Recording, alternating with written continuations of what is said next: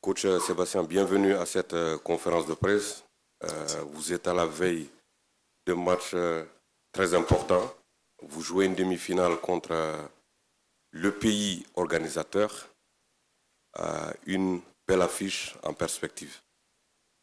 Oui, c'est une belle affiche. C'est un match qu'on attend, nous, avec calme et à la fois calme et à la fois de l'impatience sur le match de demain, parce que les garçons ont bien récupéré du match contre la Guinée. On a encore une séance d'entraînement ce soir et on attend le match demain, effectivement, comme vous l'avez dit, qui va être un match pour moi indécis, mais un match, je pense, assez ouvert entre deux équipes qui ouvrent le jeu.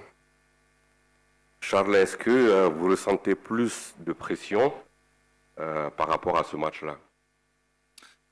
Bien sûr, quand c'est une demi-finale, c'est un match très spécial. Après beaucoup de pression, je ne sais pas, pour moi ça reste un match comme les autres. Et on aimerait faire le mieux dans tous les matchs et aussi dans ce match-là. Madame.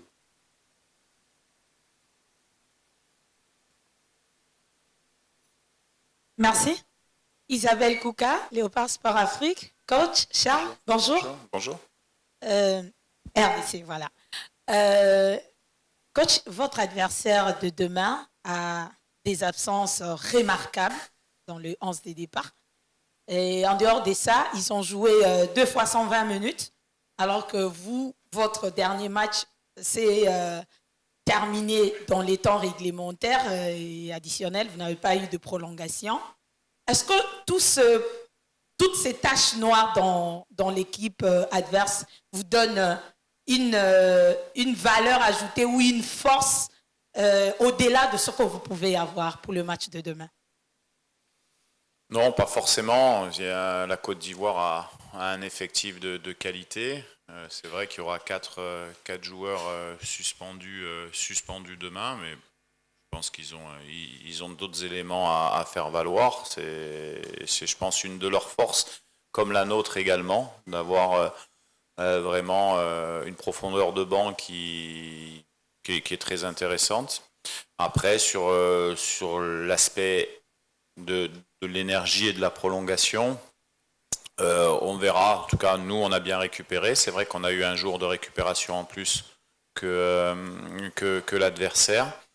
C'est un des points qui peut peut-être jouer demain, mais ce qui va jouer demain, c'est la qualité du match que nous, on va faire, parce qu'on se préoccupe beaucoup plus de nous que de l'adversaire, même si on connaît bien sûr et qu'on a bien travaillé cet adversaire, mais nous, ce qui nous importe, c'est de se regarder, nous, de savoir qu'on a encore des points à améliorer et on veut profiter du match de demain pour encore montrer des choses plus intéressantes qu'on a déjà montrées sur les derniers matchs, même si c'était déjà pas mal. Coach, au milieu, Lassana Kamara. Coach, comment vous vivez cette CAN irréelle? Quand vous êtes nommé sélectionneur de la RDC, au début, l'équipe était en lambeaux. Vous avez réussi à recoller le morceau. Le début de la CAN a été difficile. Vous avez gagné votre premier match contre la Guinée. Comme la CAN, elle est folle, elle est irréversible, vous pensez que la RDC peut renverser la table? C'est vrai qu'on arrive de loin, puisque comme vous l'avez dit, quand je suis arrivé, il y avait eu les 2 premières défaites dans la phase de groupe qualificative.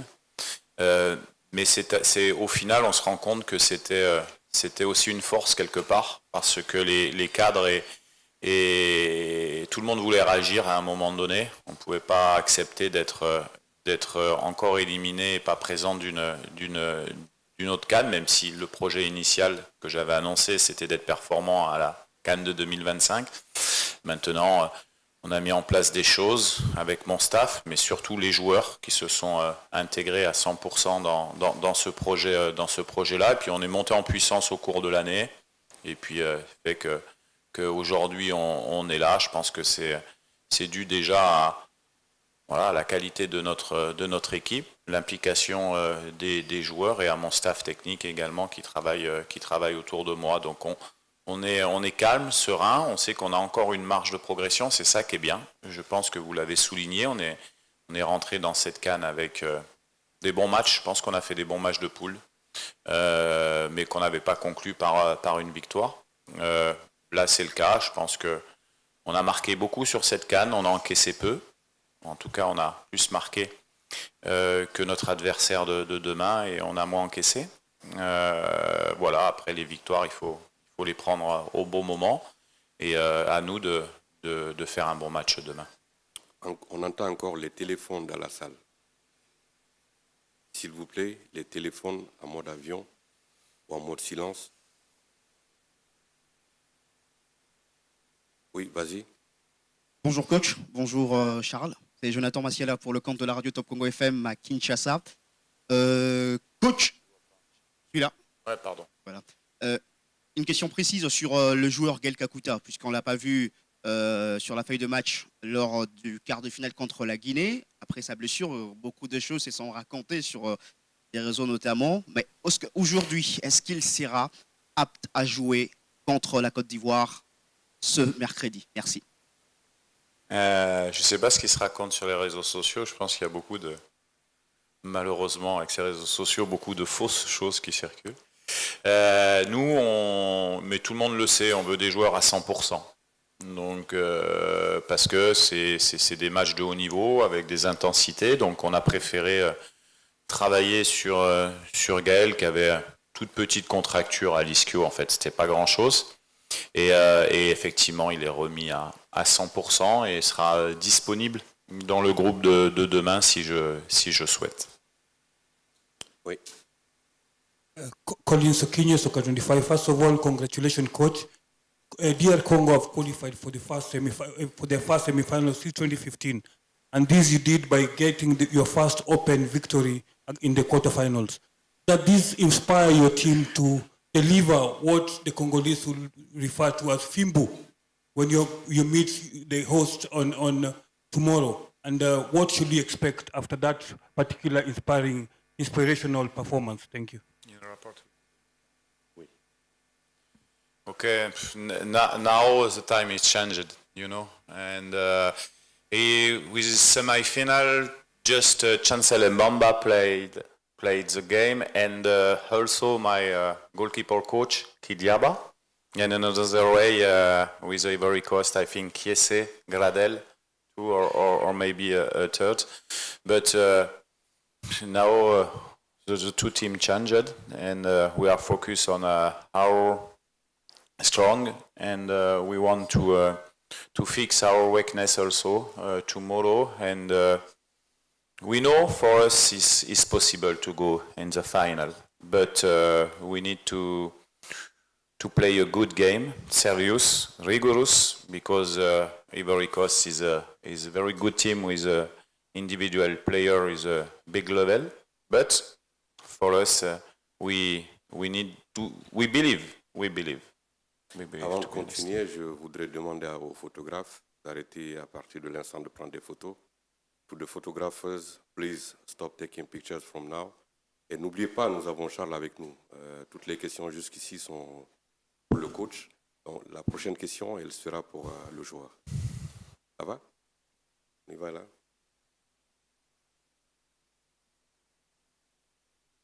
Bonjour Charles et félicitations jusque-là pour la prestation. Vous êtes à votre première CAN. L'intégration de Charles Piquel est presque très facile. On voit Charles sur le terrain très motivé. En dehors des terrains également, il exécute des pas de danse. Pourtant, il est à sa première CAN. Il est là depuis quelques mois déjà. Est-ce c'est un coup de boost pour vous si on sait que vous êtes déjà à l'approche d'un match hyper important contre la Côte d'Ivoire demain? Depuis que je suis arrivé en sélection, je me sens très bien. Je crois on le voit aussi. Je suis très à l'aise avec mes coéquipiers. Ils m'ont très bien reçu et ils m'ont rendu ça plus facile. Maintenant, je suis très content d'être ici et voilà, c'est quelque chose d'incroyable d'être aujourd'hui dans cette demi-finale de la CAN. Et oui, voilà. Là, derrière. Bonjour messieurs, Guillaume Trouillet, Beansport. C'est une question pour Charles aussi. On a vu beaucoup de messages de la part de joueurs de la sélection sur la situation politique au pays. À quel point ça affecte votre effectif, peut-être certains de vos coéquipiers? Et est-ce que c'est une motivation ou est-ce que c'est une source peut-être de tristesse ou ouais, c'est des choses difficiles à gérer pour vos joueurs? Bien sûr, on prend connaissance que qu'est-ce qui se passe sur l'Est. C'est quelque chose de très triste, ça vient proche aussi. Mais on est ici pour finir un travail et voilà, il faut se concentrer sur ce match. Bien sûr, c'est très triste ce qui se passe à l'Est du Congo. Et voilà, c'est aussi vous, les journalistes, qui peuvent nous aider et parler de ça. Ici devant. Devant, celui qui est devant. Merci. Emmanuel Robert Mahop, Média Sport Info, Canal 480 Douala Cameroun. Ma question s'adresse au coach qui connaît bien le Cameroun. Coach, on va un peu parler de l'irrationnel. La Côte d'Ivoire a perdu ses 2 derniers matchs dans son stade d'Ebimbe, les matchs de poule, j'entends pas. Mais entre-temps, elle s'est délocalisée, je vais dire comme ça, en gagnant ces matchs d'écart et surtout de 8e. Elle revient à Ebimbe. Est-ce que vous en avez conscience du fait que peut-être Ebimbe pourrait ne pas leur porter chance et que vous en profiteriez? Merci. Je pense que demain, alors même s'il y a toujours une toute petite partie de chance dans un match de football, il y a surtout un rapport de force entre les équipes. Vous pouvez dire qu'ils ont perdu 2 fois, mais ils ont gagné 1 fois aussi, le match d'ouverture. Non, ce sont des éléments peut-être de leur côté sur lesquels ils pensent. Nous, comme je l'ai dit tout à l'heure, on peut jouer dans n'importe quel stade.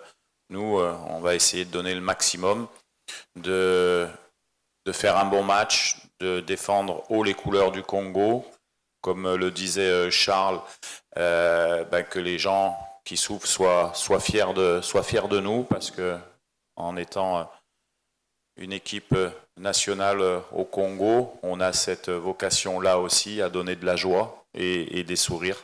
Les joueurs le savent. Et forcément, demain, ça sera un match particulier parce que c'est une demi-finale, mais également un match particulier pour nous, pour faire passer des messages d'attachement et de pensée à tous ceux qui souffrent au Congo. Là, derrière.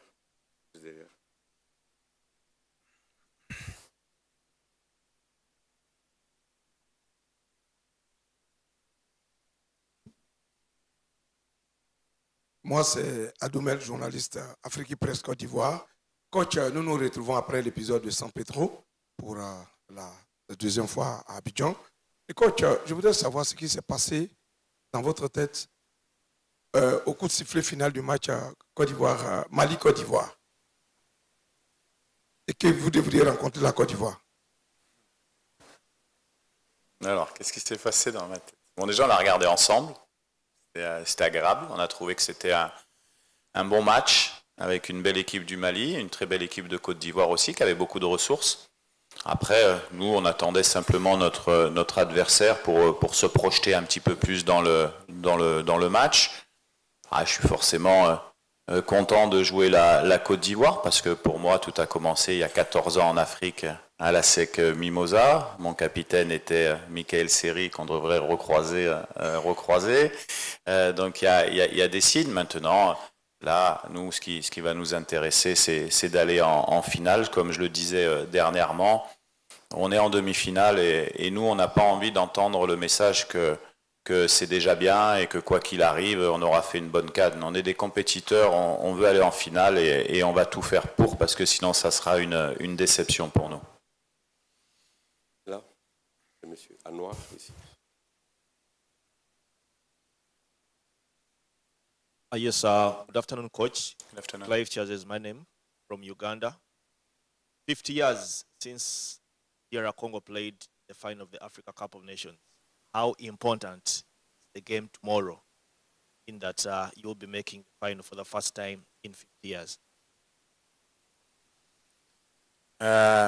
Yes, it's a long time now, I think, but it's a new project. You put a new project from 1 year now, and we know we have time to build in the football, and during the years I have all in my disposition, all supports to build a new generation, and today is the first step to build this generation, and it's not the same case, but sure, I think in rapport with strong football in Congo, in DR Congo, I think this country deserves more stars on the jersey.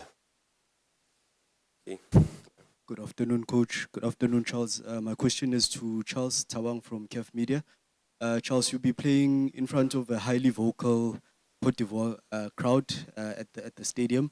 Is this something that you guys as the players are taking into consideration? Is it some sort of psychological effect that you are preparing for? No, I don't know. I think it will be a game like the other. It's a semi-final. We are ready to compete. We know that we play also in front of a lot of people in our clubs, so we're ready for this. It will be a special game because, yeah, they from Ivory Coast, but yeah, we are really happy to be here, and we want to go as far as possible. Yes.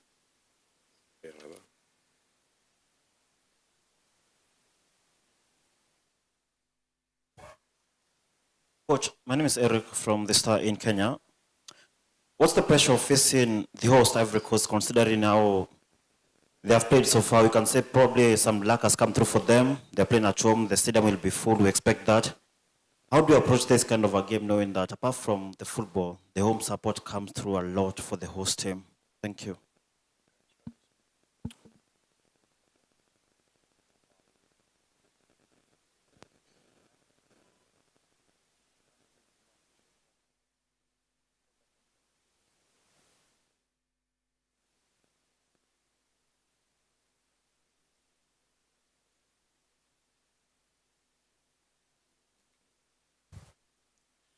Okay, thank you. You are speedy in English.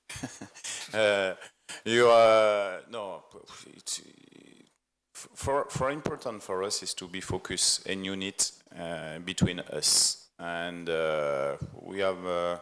It's usual for the player for national team to play in the big stadium, and okay, sure, Ivory Coast have the advantage of the stadium, but the advantage can be also a disadvantage sometimes.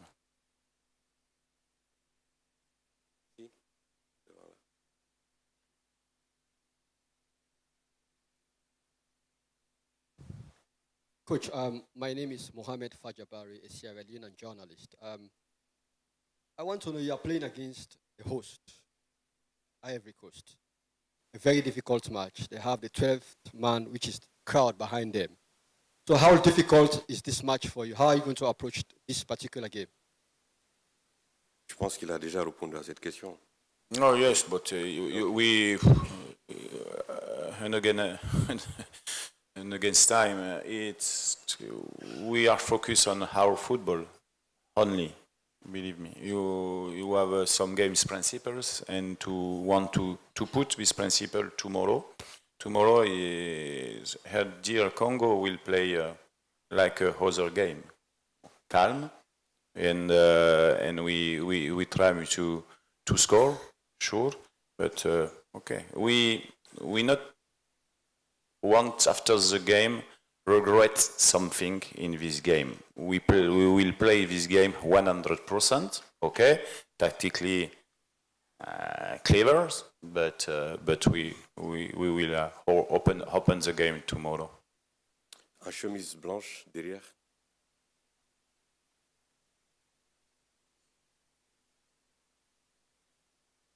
Merci beaucoup pour la parole. Grévy Tamboué, Siloé TV, Kinshasa, RDC. Coach Charles, bonjour. Lors du match contre la Guinée, on a eu affaire à un stade qui était pratiquement hostile à l'équipe congolaise, puisque les Guinéens étaient bien représentés dans ce stade.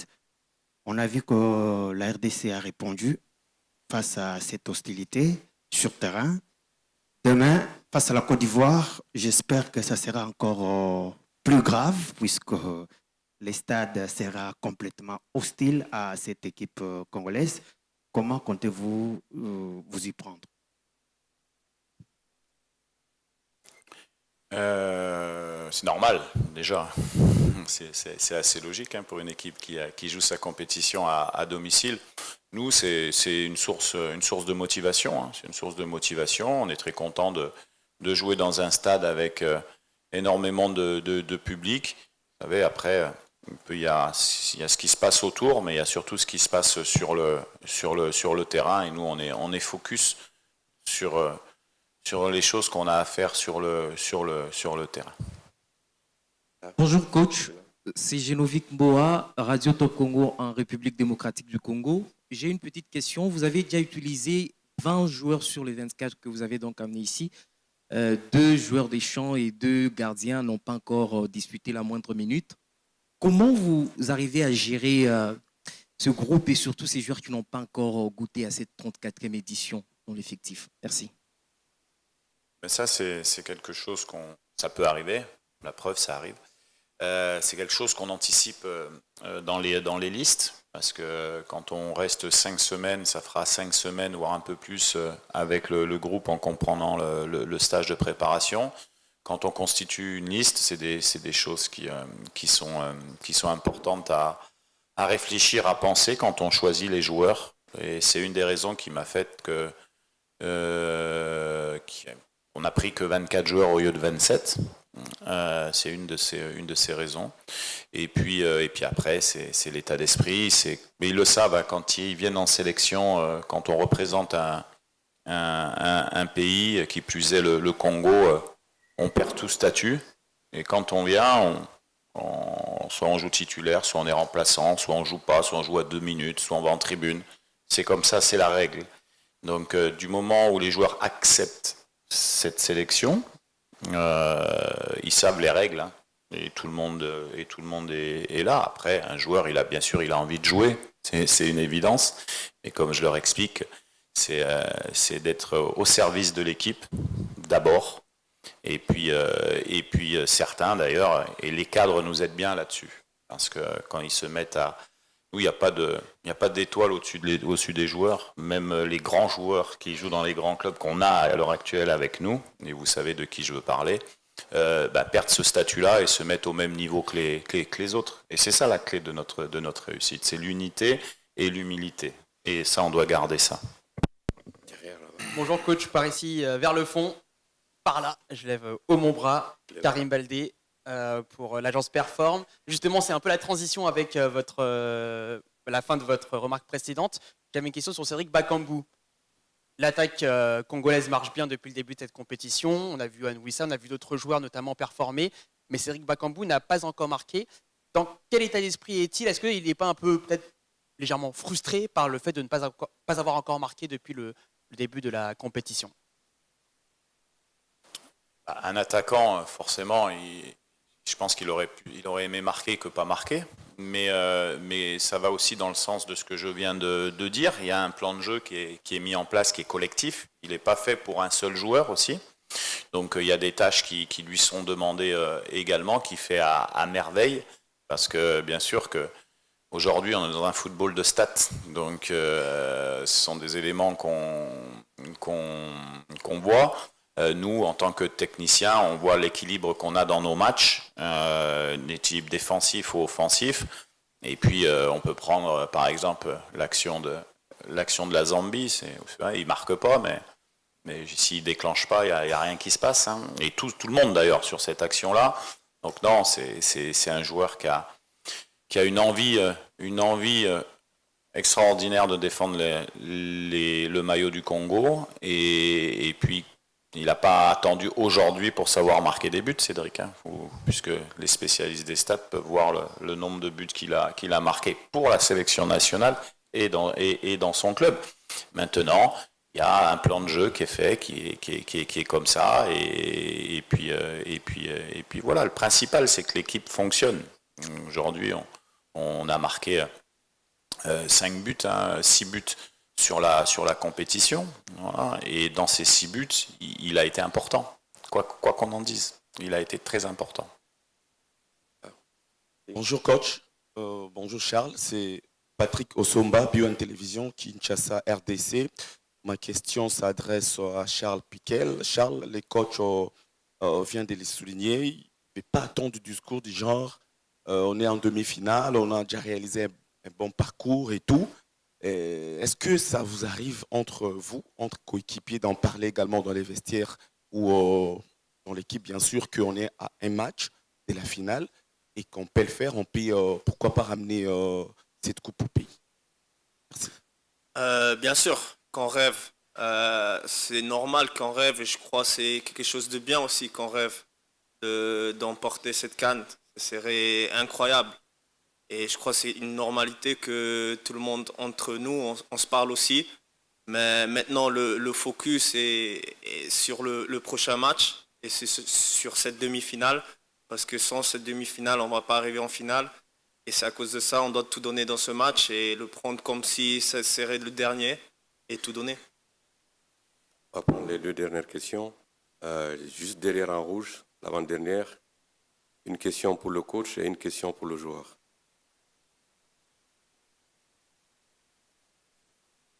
Thank you very much. Durel Batinga, Dash TV, Douala, Cameroon. A question goes to the coach.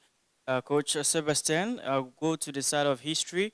In 1968, the DRC beat host nation Ethiopia in the semi-finals, and they went ahead to win the finals. It was against Ghana.